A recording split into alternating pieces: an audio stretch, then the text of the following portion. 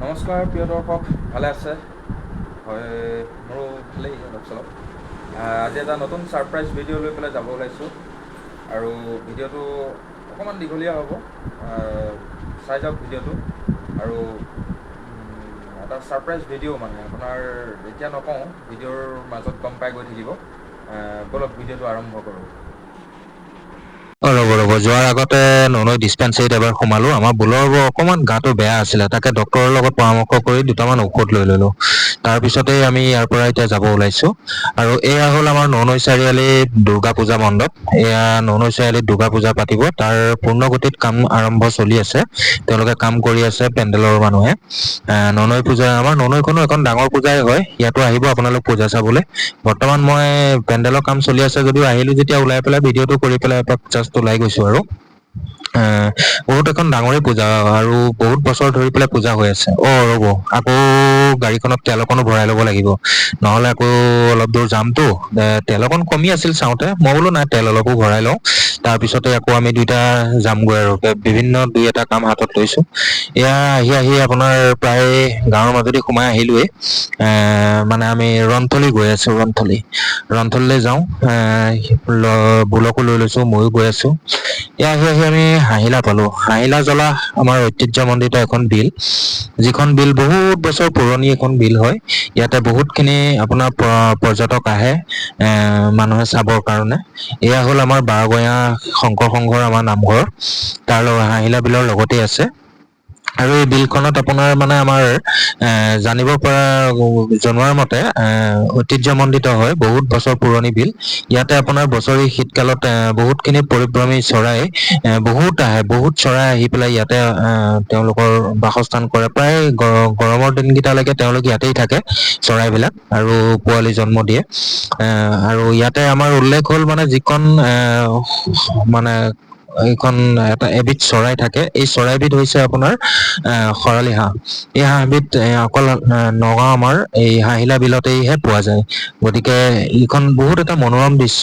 ইয়াতে বহুত খিনি শান্তি পোৱা যায়, আহি মানুহে ইয়াতে আপোনাৰ আহে। ঠাণ্ডাৰ দিনততো যথেষ্ট মানুহ আহে, আৰু চৰাই যি কুলকুলনি আৰু শব্দ শুনিবলৈ পোৱা যায়। বহুত খিনি পৰিভ্ৰমী চৰাই ইয়াতে আহে। আৰু পানীও ইয়াতে পানী আছে, ফিচাৰী তেওঁলোকে মানে কি ৰাইজে খান্দি লৈছে, তাতে ফিচাৰীত মাছো দিয়ে। আৰু ইফালে দেখিছে ধাননি পথাৰ, সুন্দৰ এটা মানে মনোৰম দৃশ্য। ইয়াতে যথেষ্ট খিনি পোৱা যায়। বহুত মানুহ ইয়াতে আহে ভ্ৰমণ কৰিবলৈ। আহি আমি জলাহ গাঁও পাৰ হৈ ইয়াৰ ৰন্থলী গাঁও সোমাইছো। ৰন্থলী গাঁও পাৰ অলপ দূৰ যোৱাৰ পিছতেই আমি ৰন্থলী গাঁৱৰ পূজা মণ্ডপ ভাগ পামগৈ। মোৰ ছাৰপ্ৰাইজটো আছিলে মানে ৰন্থলী গাঁৱত যি উৎপল বনিয়াৰ ঘৰত যিটো পূজাৰ পাতে, তেওঁৰ সেই গেটটো দেখাম বুলি আহিছো। এয়া আমি পাই গলো ৰন্থলী উৎপল বনীয়া ঘৰৰ পূজা মণ্ডপ। তেওঁলোকে পূৰ্ণগতিত এই কাম চলাই আছে। এইবাৰ তেওঁলোকে পেৰিছ অলিম্পিকৰ যিটো আইফিল টাৱাৰ আছিলে, সেই টাৱাৰটো তেওঁলোকে বনাইছে। সম্পূৰ্ণ কাঠেৰে বনাইছে। বাঁহ মানে ইয়াত ব্যৱহাৰ কৰা নাই, কিন্তু এই ঘৰটোত যে দেখিছে এইটো উৎপল বনীয়া ঘৰ হয়, ইয়াতে তেওঁ বনাইছে। আৰু এয়া উৎপল বনিয়াৰ দেউতাক হয়। খুৰাক আমি নমস্কাৰ জনালো। তাৰপিছত এই কাষৰ ঘৰৰ কণমানি টিকলিজনী দেখি বৰ মৰম লাগিলে, সেইকাৰণে ফটো অকনো ভিডিঅ'টো তেওঁ উঠো বুলি ক'লে। খুৰাই ক'লে বোলে আমাৰ এওঁকো উঠোৱাচোন। আৰু খুৰা উৎপল বনীয়া আৰু বৌ এওঁলোক ক'ৰবাত যাব ওলাইছে। বৌৰ অলপ গা বেয়া, ডক্তৰৰ ওচৰত যাব। আৰু ইয়াৰ পিছতে আমি ইয়াৰ উৎপল দাৰ কিছু কথা আমি পাতিছো ভিতৰত, উৎপল দাৰ লগতো কথা পাতিছো, এইটো দেখুৱামগৈ আপোনাক। কিন্তু এয়া আমাৰ বুল। আপোনালোকে নিশ্চয় গম পাইছে, মই আহিছো বৰ্তমান এজন পৰিচিত ব্যক্তি, আমাৰ নগাঁও চহৰৰ পৰা গোটেই অসম, নগাঁও ভাৰতবৰ্ষৰ এজন বিখ্যাত জনপ্ৰিয় আমাৰ মুখখন দেখাই লওঁ, তাৰপিছত কথা পাতিম। এইজনে সেইজন আমাৰ ভাৰতবৰ্ষ মানে আমাৰ নগাঁও গৌৰৱ। বৰ্তমান আমি নগাঁও চহৰৰে। দাদাৰ নাম আপোনালোকক এক্সট্ৰাকে আমি চিনাকি কৰাই দিব নালাগে, তেখেতৰ নাম উৎপল বনীয়া।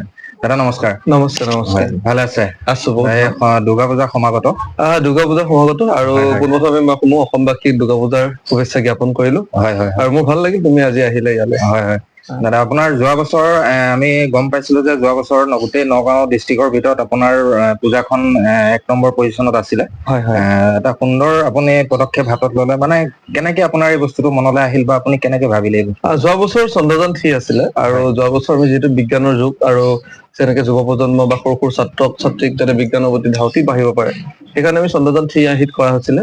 এইবাৰ আমাৰ মুখ্য আকৰ্ষণ হবলৈ গম পাইছে পেৰিছ অলিম্পিক, আইফেল টাৱাৰ আৰু মুখ্যটো মূলতে হৈছে কিয়নো আমাৰ ভাৰতবৰ্ষ এখন জনবসতি দেশ আৰু জনবসতি দেশ হোৱাৰ পিছতো ভাৰতে যিদৰে অলিম্পিকত পাৰদৰ্শিতা দেখুৱাব লাগিছিলে সিমান সফল হোৱা নাছিলে আৰু সেই উদ্দেশ্য আগত ৰাখি যাতে আমাৰ যুৱ প্ৰজন্ম বা খেলুৱৈসকলে যাতে খেলৰ প্ৰতি আগ্ৰহ বাঢ়িব পাৰে, সেই উদ্দেশ্য ৰাখি আমি পেৰিছ অলিম্পিক, আইফেল টাৱাৰ আৰু লগতে আমি বিভিন্ন ধৰণৰ ষ্টেডিয়ামৰ আৰ্হিত অলিম্পিকৰ আৰ্হিত বিভিন্ন ধৰণৰ আমি আকৃতি দিবলৈ চেষ্টা কৰিম।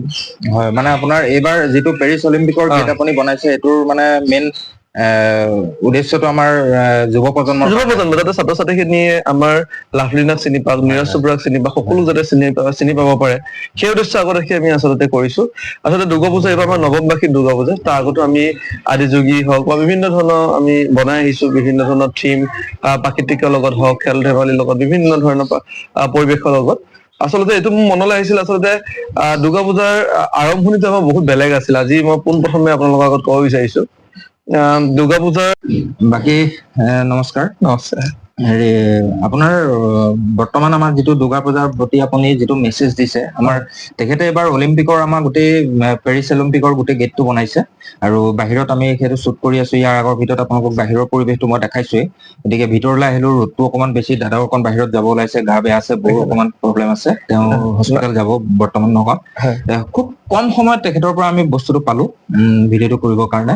এটা সুন্দৰ যুৱ প্ৰজন্মৰ কাৰণে আমাৰ এটা মেছেজ দিছে তেখেতে যে ওলাই আহক, আমাৰ গোটেই ভাৰতবৰ্ষৰ লগতে গোটেই আমাৰ তেখেতৰ বা আমাৰ ওচৰ চহৰৰ ল'ৰা ছোৱালীও আগবাঢ়ি যাওক এই ক্ষেত্ৰত।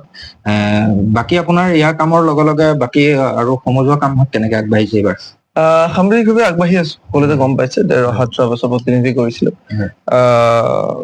এইবাৰো অকমান তেনেকে চিন্তা চৰ্চাৰে ৰাইজৰ মাজত আছো আৰু আজি বুলি নহয় নে আগৰ পৰা আমি ৰাইজৰ হৈ কাম কৰি আছো, বিশেষকে গছ গছনি ৰোপণে হওক বা বিভিন্ন বানপানী সমস্যাই বা গৰাখহনীয়া যিকোনো সমস্যাত আচলতে আছোৱে।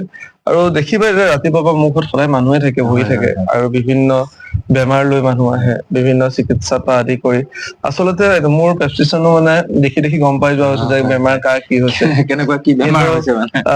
তেনেকুৱা বহুত খিনি মানুহ আহে আৰু এনেকুৱা হয় কেতিয়াবা সম্পূৰ্ণৰূপে সহায় কৰিব নোৱাৰো, যিমান অনুপাতে পাৰো কানে ব্যৱসায় তাৰ মাজতে সামাজিকভাৱে ৰাইজৰ মাজত থাকিব লগা হয়, সহায় কৰিব লগা হয়, কিছু অসুবিধাৰ সন্মুখীন হওঁ তাৰ মাজত।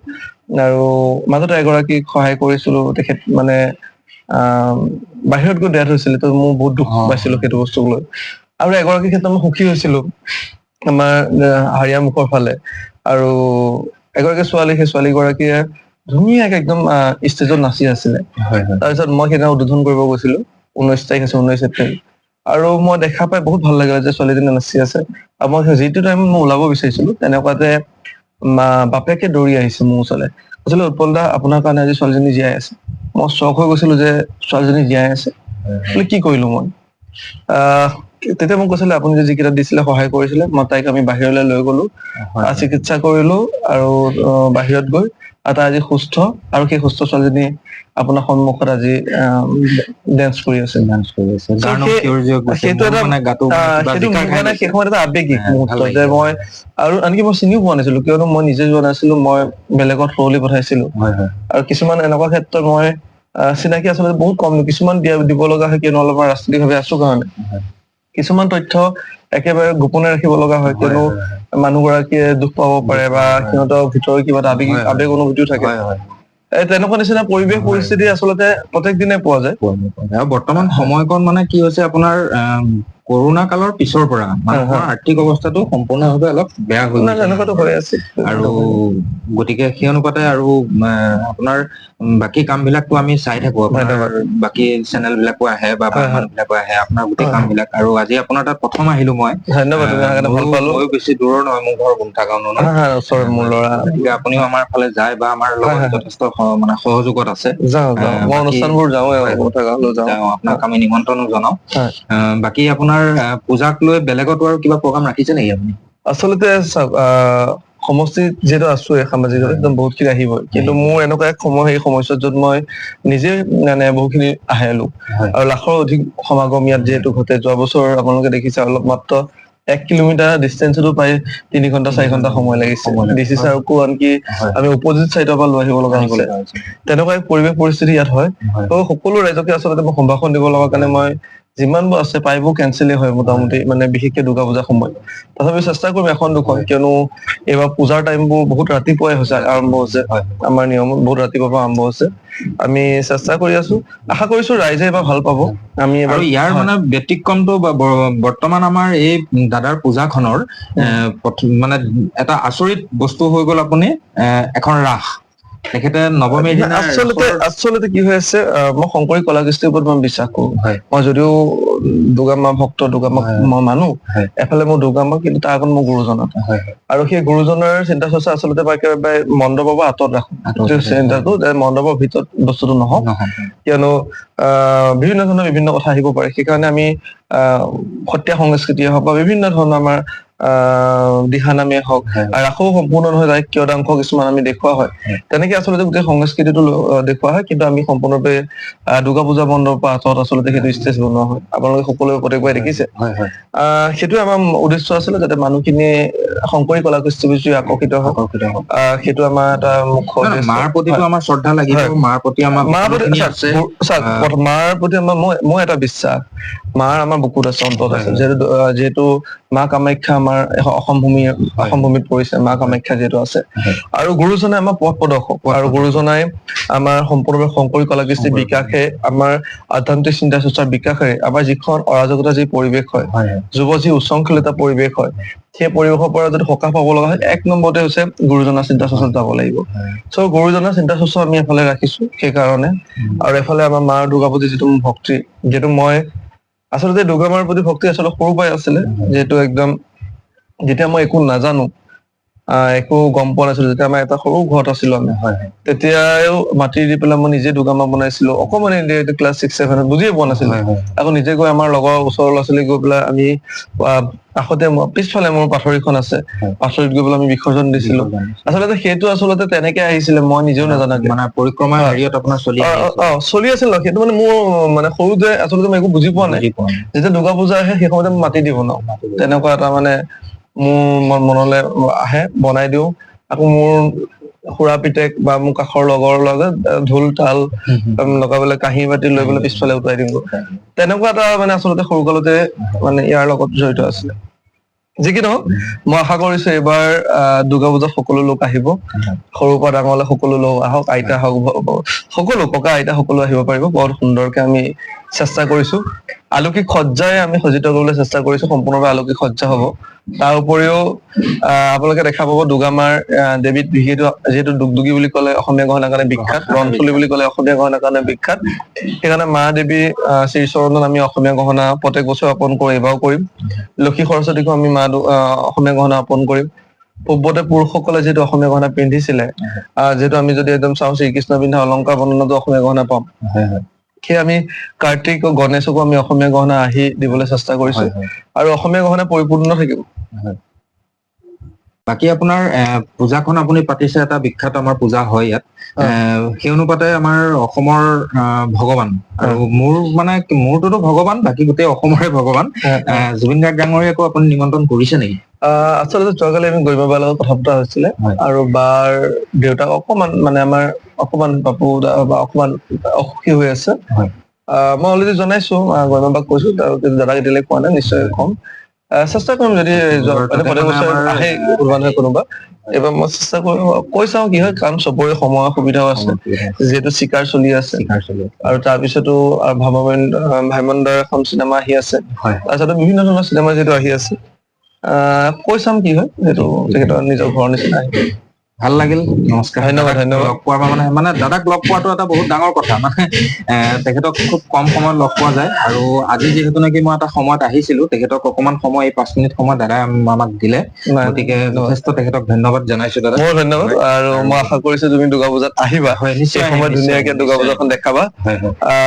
আৰু লগতে মই সমূহ অসমবাসী আৰু বিশেষকে নগাঁওবাসী ৰাইজক আপোনাৰ যোগেদি মই নিমন্ত্ৰণ জনাম দুৰ্গা পূজালৈ এপাক আহক আৰু ৰন্থলী গাঁওখন চাই যাওক অসমীয়া গহনাৰ কাৰণে বিখ্যাত যিহেতু শুৱালকুছি পাট মুগাৰ কাৰণে বিখ্যাত ৰন্থলী অসমীয়া গহনাৰ কাৰণে বিখ্যাত ৰন্থলী গাঁওখনৰ গোটেই আপুনি দেখা পাব ৰন্থলী গাঁও প্ৰত্যেক ঘৰে ঘৰে কাম কৰে আৰু ৰন্থলী গাঁওখন দেখাত কেনেকুৱা আৰু লগতে আমাৰ মাক চাই যাম মাৰ শ্ৰীচৰণৰ অসমীয়া গহনা অৰ্পণ কৰিম আৰু এইপিনে আমি আইফেল টাৱাৰ পেৰিছ অলিম্পিক বিভিন্ন ধৰণৰ থিম আচলতে তৈয়াৰ কৰিছো আশা কৰিছো সকলো ৰাইজ এপাকলৈ দেখা দিব আৰু মোক উপকৃত কৰিব লগতে মা দেৱী শ্ৰীচৰণলৈ আহিব ঠিক আছে ধন্যবাদ হেপী পূজা হেপী পূজা এয়া পূজাৰ নিমন্ত্ৰণী পত্ৰ দাদাৰ লগত কথা পতাৰ পিছত তেখেতৰ ৱালখন এখন চাবলগীয়া মানে তেওঁ ৱাল গেলেৰীটো ইমান ধুনীয়াকে ৰাখিছে মানে বিভিন্ন পুৰস্কাৰ ফটো আপোনাৰ লোকৰ আদৰণি জাপি বিভিন্ন ফটোৰে মানে ৱালখন তেওঁ পৰিপূৰ্ণ কৰি ৰাখিছে এবাৰ ৱালখন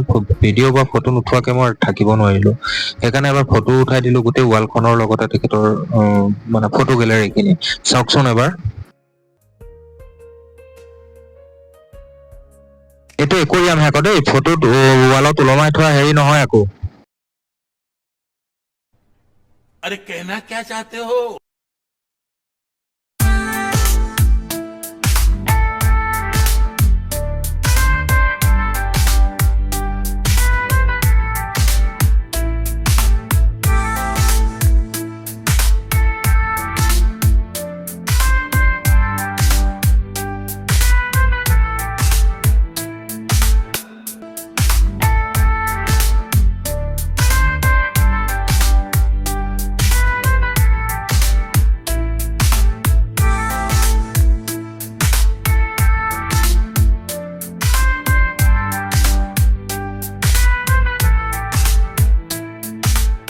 In the midnight glow where the stars align, we lose ourselves in the rhythm divine.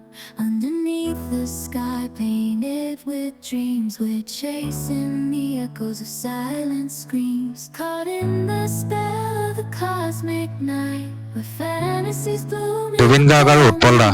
We'll let go of all that we know and dance in the stardust's gentle flow. Dancing in the stardust, we're weightless and free in a world of wonders. Just you and me, lost in the moment. Our spirits ignite as we twirl in the magic of the cosmic light. Among constellations, we'll find our way. Through the celestial symphony, we'll sway. With every step we leave our এয়া দুগদুগীৰ উৎপলদাৰ অসমীয়া গহনা কাৰখানা হয় এইটো সৰু অকণমান পিছফালে ঘৰৰ পিছফালে এইটো বৃহৎ ডাঙৰ আছে মই সৰুটোকে দেখালোঁ এবাৰ তেওঁলোকে কাম কৰি আছে অসমীয়া গহনাৰ চাওক এবাৰ আপোনালোকে dancing in the stardust, we're weightless and free in a world of wonders. Just you and me, lost in the moment. Our spirits ignite as we twirl in the magic of the cosmic light. The shimmering galaxies will find our way. এখেতসকলে আমাৰ কৰ্মী এই গোটেই Paris Olympic যিটো gate বনাই আছে উৎপলদাৰ ঘৰত সকলোৱে বনাই আছে হেৰি এইটো কিমান দিন লাগিছে আপোনালোকৰ এইটো বনাওঁতে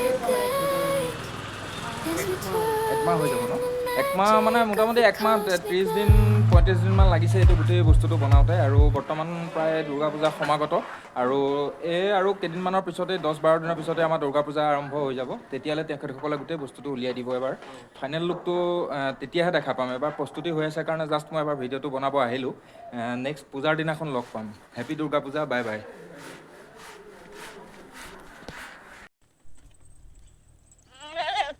ए चुप बे হয় নমস্কাৰ আজি ভিডিঅ'টো ইয়াৰ পৰা আমি সমাপ্ত কৰিছোঁ আৰু ভিডিঅ'টো যদি ফেচবুকত চাই আছে ফ'ল' কৰিব ইউটিউবত ছাবস্ক্ৰাইব কৰিব কমেণ্ট কৰিব লাইক কৰিব নাপাহৰিব ধন্যবাদ আজিলৈ ইয়াতে সমাপ্ত ৰাখিছোঁ বাই বাই বাই বাই দিয়া দা বাই বাই কোৱা Bye bye.